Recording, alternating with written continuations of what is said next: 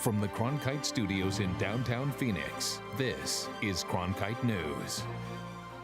The president says people can't pour into the country. Republicans ready to present immigration bills, Democrats holding rallies and protests, all while families remain separated at the border. It's been 7 months since the deadliest mass shooting in modern U.S. history. Tonight, the 3 things you need to know if you ever encounter an active shooter situation. Could you or your friends be addicted to playing video games? The warning signs to look for before you come down with a gaming disorder. Cronkite News starts now. Good evening and welcome to Cronkite News on Arizona PBS. I'm Victoria Valenzuela. And I'm Raneem Hamed. Thank you for joining us. Comprehensive immigration reform, 3 words that have been talked about for over a decade. In 2005, the first major immigration reform bill was introduced by Arizona Senator John McCain and then later Senator Ted Kennedy. That bill never made it out of the Senate. 13 years later, President Trump is meeting with House Republicans about pending immigration legislation. There are 2 GOP-backed measures that could be voted on as early as tomorrow. One of them is co-sponsored by Representative Martha McSally. The immigration bills come as the country remains divided over immigration policies, border security, and the recent zero-tolerance policy that has separated families. Today, President Trump remains defiant about the policy, saying Mexico is not helping the situation. Mexico does nothing for us. You hear it here. They do nothing for us. They could stop it. They have very, very strong laws. Try staying in Mexico for a couple of days. See how long that lasts. The Minister of Foreign Affairs for Mexico says that zero-tolerance policy is a violation of human rights. Meantime, the White House has said if either Republican-backed immigration bill makes it to the Oval Office, the president will sign it. Cronkite News has team coverage on the immigration battle. From border security to family separation, we're covering all angles. Rallies and protests were held today in the nation's capital. We begin our coverage from our Washington bureau, where reporter Danny Coble attended one of those protests. I was at a rally today in front of the U.S. Customs and Border Protection as scores of women of faith gathered to protest the administration's zero-tolerance border policy. But I could have been at half a dozen other rallies or protests at the Capitol today. Democrats and advocates are both pushing back against this policy. Christian women, as evangelical women, we are joining arm in arm with women of faith to stand here to call for an end to the separation of children from their parents, because this is important and it's morally clear where the stance is. The 100 or so protesters here today say they represent thousands of women of faith who signed an open letter to Homeland Security Secretary Kirstjen Nielsen, saying she bears moral responsibility of ripping toddlers from their mother's arms at the border. Speakers also demanded that Attorney General Jeff Sessions and President Donald Trump take action to stop the separation of immigrant families.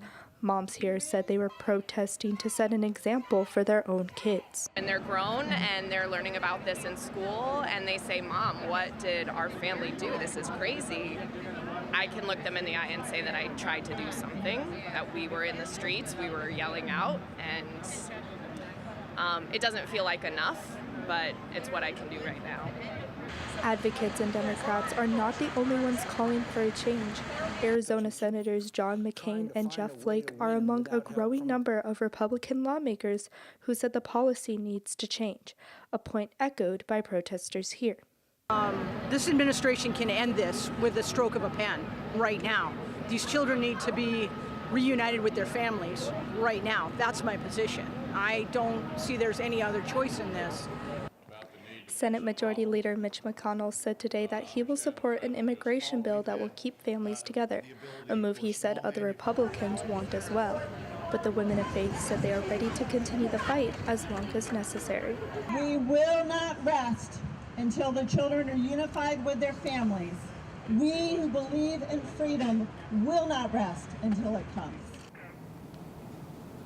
In a conference call this morning, the administration said that roughly 2,300 children were separated from their parents in May, but they defend their actions, saying that the children are being held in safe surroundings and, when possible, close to their parents, a claim that has little critics satisfied. In Washington, Danny Coble, Cronkite News. The Church of Jesus Christ of Latter-day Saints has commented on the immigration issue. A spokesman for the church, Eric Hawkins, said the forced separation of children from their parents now occurring at the U.S.-Mexico border is harmful for families, especially to young children. We're deeply troubled by the aggressive and insensitive treatment of these families. Tonight, the former director of ICE is saying this policy could create permanent separation for some families. John Sandwig tells NBC News that a child's case for asylum or deportation could move much slower than their parents, leaving the parents back in their home countries struggling to find their children. Sandwig served as director under the Obama administration from 2013 to 2014. He says he's seen permanent separation happen when a parent is deported without their child and worries this policy is creating, quote, thousands of immigrant orphans in the United States. Local groups here in the Valley are taking a stand against the separation of parents and children. In a recent press conference, the Puente, Arizona Human Rights Movement says they're on a mission to keep families together. Reporter Amanda Mason spoke with experts on this issue and families that are personally affected. According to the Puente organization, between October 1st, 2017 and May 31st, 2018, at least 2,700 children have been split from their parents. I spoke with people on their reactions to the current policies. In front of the Sandra Day O'Connor Federal Courthouse, families and supporters gathered to create change. There should be no jails and prisons and detention centers for children. Lori Rosales, a retired social worker and counselor, has worked in prisons and detention centers, including one for families, for 40 years. She says that abuse takes different forms, and there are several risks for children who have been taken away from their families and held in a jail-like location. They feel like they are being treated like criminals. They're not accustomed to the food, so they're not eating. They often don't sleep. Some have had suicidal ideation. Rosales says the kids have already been traumatized in their own country. And after their long travel to the United States, they don't receive the refuge and safety they were seeking. They've been traumatized. And what do? Unwittingly, we re-traumatize them. And I would venture to say many would feel that what we do in terms of traumatizing them is far worse than anything they've experienced thus far. Happening against these children feels like a crime against my own humanity, my own child, my own family. And I can't sit idly by and watch this happen. I believe that all children should be set free, and I believe all adults who are their parents and their kin in any way should also be set free, because this is a huge impact on entire communities. Puente reported an average of 45 children are being taken from their parents each day. Another speaker, 8-year-old Akemi Vargas, has not seen her dad for an entire year after he was deported before her birthday, leaving her with her mother and her 2 sisters in the United States. Kids like me should not be in prison. They should be free and play with their brothers and sisters, go to school and get a college degree. Vargas has a message for her dad. I would really like to say to him to try to come back, even how long it takes. Former counselor Rosales says that with the changes in policies over the years, the kids in detention centers aren't even allowed to receive hugs from the people in charge because of liability issues. Rosales says that what kids really need is loving care, and without that, they could develop attachment disorders. In the broadcast center, Amanda Mason, Cronkite News. Governor Doug Ducey says the separation of families is a bad idea. He calls it heartbreaking to see kids separated from their parents, but says, quotes, "We need to look at the role of parental responsibility when an adult is approaching our border, conducting illegal activity with a child." House Democrats are calling for the governor to withdraw the state's National Guard presence at the border because of the family separations. Arizona Senator John McCain took to Twitter to speak out against the president, tweeting, "The administration's current family separation policy is an affront to the decency of the American people and contrary to principles and values upon which our nation was founded. The administration has the power to rescind this policy. It should do so now." Being prepared for an emergency situation has become a necessity in the wake of several mass shootings that have happened in this year alone. Cronkite News reporter Nicole Hernandez was there as the FBI shared what to do if you ever face a similar situation. It's sad. It's sad that it's something that you have to do because years ago you didn't have to worry about issues like these. Roughly 100 people attended a workshop this morning to learn how to respond in an active shooter situation. And as harsh as the reality is, it is important to be prepared for any emergency situation. And in an active shooter situation, 3 things to remember are run, hide, and fight. Doesn't take any training, doesn't take any particular physical skill. It just takes the ability to face your attacker knowing that if you don't, he's not going to have any mercy. There are things you can do to help prevent attacks, like being aware of unstable mental health indicators. Also, always be aware of 2 exits, add basic trauma equipment to first aid kits, and train for active shooter events. The police are not going to protect you. They want to, but we respond to the shots. We don't respond to what happens in advance. But that may be changing. A few states started using an app that scans social media and alerts police of any indicators before a shooting. To try to see these things in advance and intervene and help these people before they go off the deep end. Arizona is not using the app yet, so being alert is essential. That's how I'm taking it, just being prepared and be ready for anything. In Phoenix, Nicole Hernandez, Cronkite News. One gubernatorial candidate in Arizona is open to the idea of teachers carrying guns. Republican Ken Bennett has a school safety plan that will allow teachers to be trained and carry concealed weapons. Bennett also supports putting more law enforcement officers in schools. He's challenging Governor Doug Ducey in the August primary. Bennett lost to Ducey in 2014. A judge decided today that Ann Kirkpatrick can stay on the ballot. She's running for Congressional District 2 in Tucson, which is the seat being vacated by Martha McSally. A judge has ruled that Kirkpatrick is in fact a Tucson resident.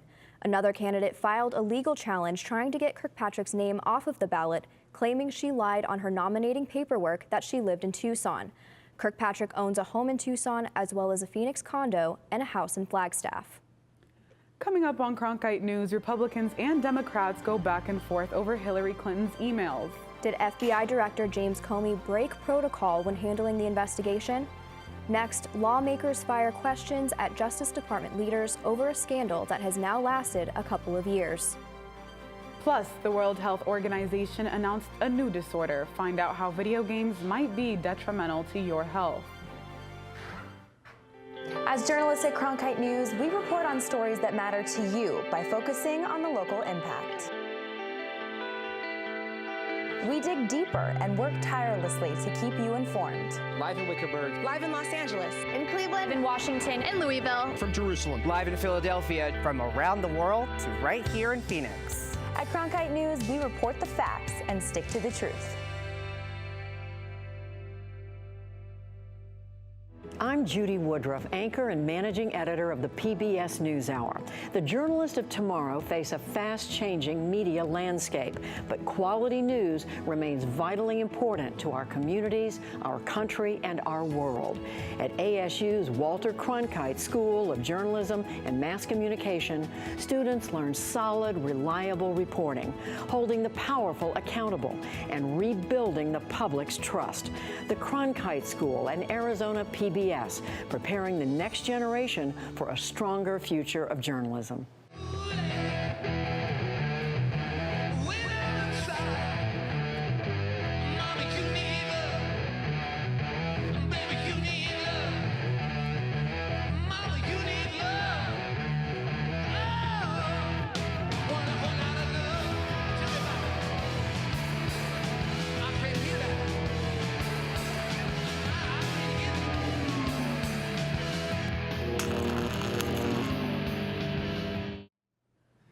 A report by the Justice Department found the FBI acted properly in 2016 when it investigated Democratic presidential nominee Hillary Clinton's email server.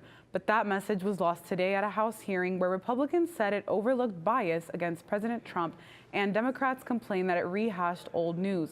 Pat Pobletti has the story from our Washington bureau. With regard to the decision to close the investigation without prosecution, we found no evidence that the conclusions by the prosecutors were the result of improper considerations including political bias. That was the conclusion reached by the Office of the Inspector General in a 500-plus page report detailing its findings from a 17-month-long investigation into the actions of the FBI and Justice Department in advance of the 2016 election. The validity of those findings were called into question by Republicans in the hearing, including Arizona Congressman Paul Gosar and Andy Biggs. They wanted to know how the investigation wasn't considered biased when the Inspector General's report found that some officials within the FBI displayed bias against then-candidate Donald Trump. If prejudging the outcome of an investigation before it ends and prejudging the outcome of an investigation before it begins is not evidence of outcome determinative bias, for the life of me, I don't know what would be. That is textbook bias. Horowitz responded that government officials are allowed to have personal opinions outside of work, but the DOJ expects its employees to check those opinions at the door when they come to work and removes officials who don't. Democrats in the room, meanwhile, were frustrated that the Republican majority seemed to be relitigating the Clinton email issue, when far more pressing concerns are facing the country. Ranking Judiciary member Jerry Nadler interrupted Gowdy's opening statement to say that the committee should be addressing the family separation crisis instead. Mr. Chairman, before we hear from the Inspector General, I feel compelled to say something about a topic that is a more immediate priority.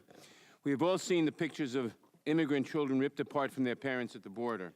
These children are not animals. Order. They are not bargaining chips. They are not leverage to help President Trump build his wall.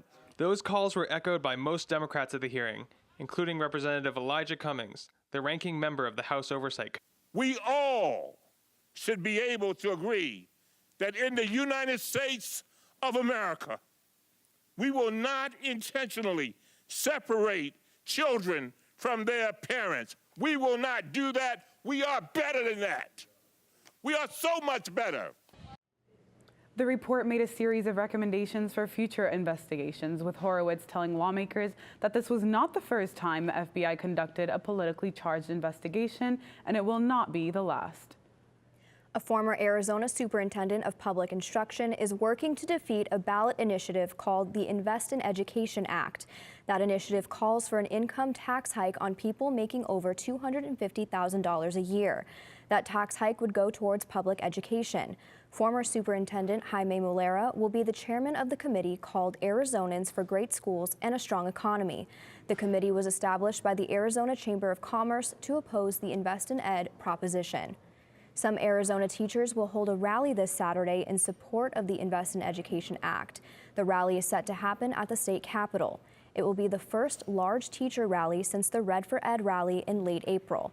The Arizona Education Association is backing the ballot initiative. The association's president, Joe Thomas, posted on his Facebook page that, quote, "The band is getting back together."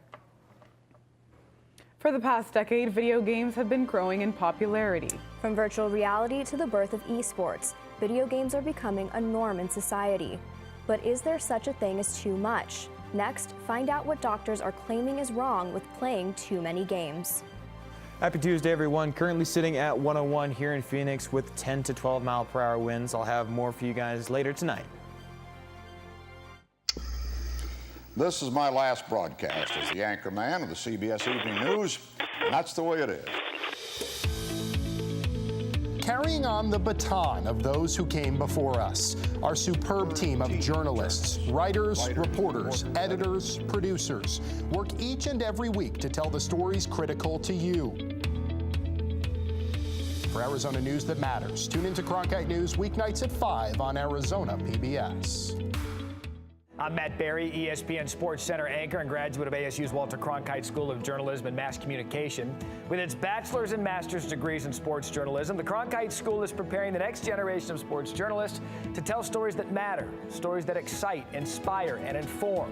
Cronkite immerses students in covering sports at all levels in one of the country's top sports markets. It's this hands-on experience under the guidance of award-winning sports media veterans that shape the top journalists of tomorrow. Millions of people die every year from drinking dirty water. I would never have felt I had the ability to do something without ASU pushing me. We built filtration systems out of local materials with the people. To see those kids drink clean water for the first time, it's the most rewarding feeling that you can ever have. I went to ASU because I wanted to change the world. The thing I never would have expected is how the world would have changed me.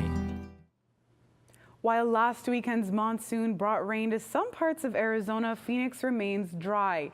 Today marks the 100th day in a dry streak for the city. According to the official rain gauge at Sky Harbor Airport, Phoenix only saw a trace of rain on Friday and Saturday. March 11th was the last date that the airport recorded any measurable rain. For rainfall to count as measurable, there needs to be at least 1/100th of an inch. Temperatures continue to rise as we are only 1 day away from the official start of summer. Sam Hoyle has our weather forecast for the rest of the week. Sam? Hey, thanks, Raneem. Currently sitting at 101 here in Phoenix with winds out of the west from 5 to 10 miles an hour. They've died down just a little bit. As we look towards tonight, currently 5 p.m. is going to be 102, 8 p.m. is going to be 97, and 11 at 90 degrees, and we're probably not going to dip down too much further tonight.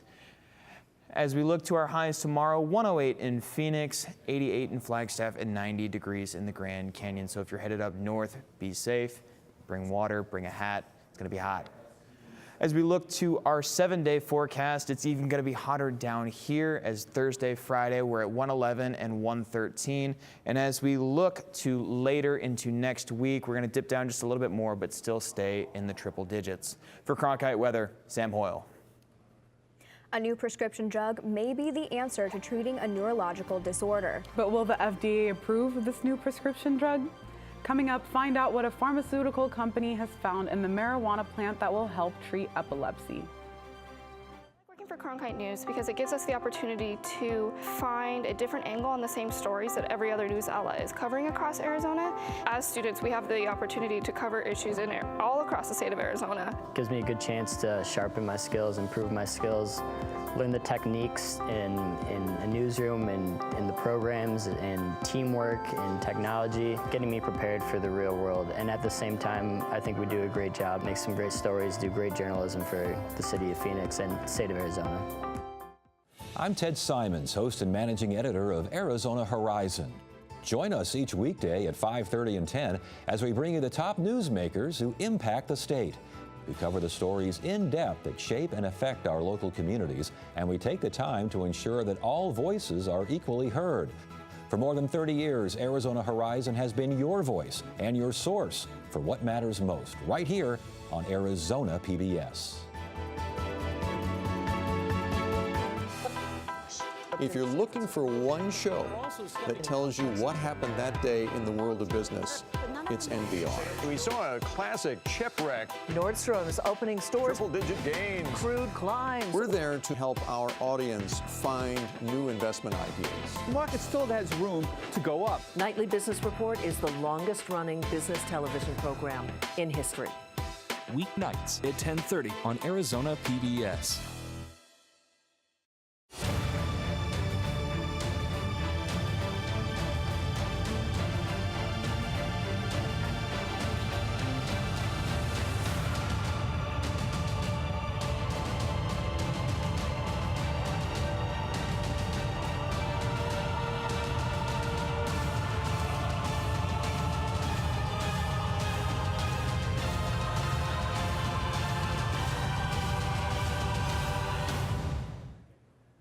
A new report from the CDC shows that fewer high school students are engaging in sexual behaviors or drug use.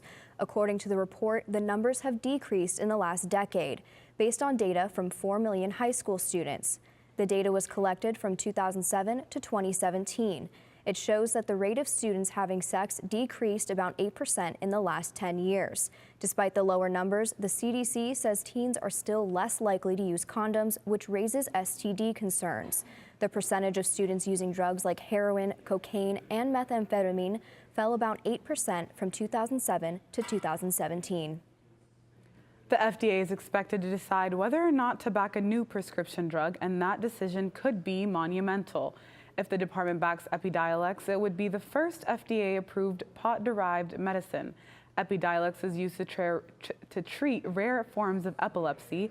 It won't make people high, which makes it different from the medical marijuana allowed in a growing number of states, including Arizona. On Monday, the World Health Organization officially listed gaming disorder for the first time on its most recent draft of the International Classification of Diseases.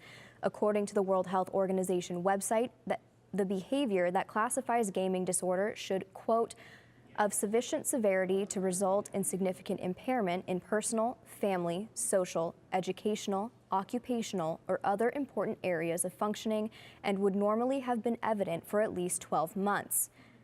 Jordan Woodruff is a 28-year-old gamer and streamer from Tempe whose response to the World Health Organization describes how many people in the gaming industry feel about this newly classified disease.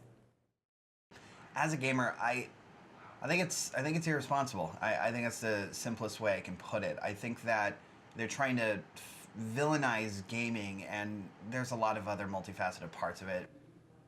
Experts that treat gaming addiction hope that the World Health Organization's official recognition of a gaming addiction as a disorder will help bring more awareness to the issue. Cronkite News is proud to be the news division of Arizona PBS. Here's what's coming up on Arizona Horizon and PBS NewsHour. On the next Arizona Horizon, hear about the new ASU campus being planned for downtown Mesa. And the daughter of a former Phoenix TV anchor is out with her first novel. That's the next Arizona Horizon.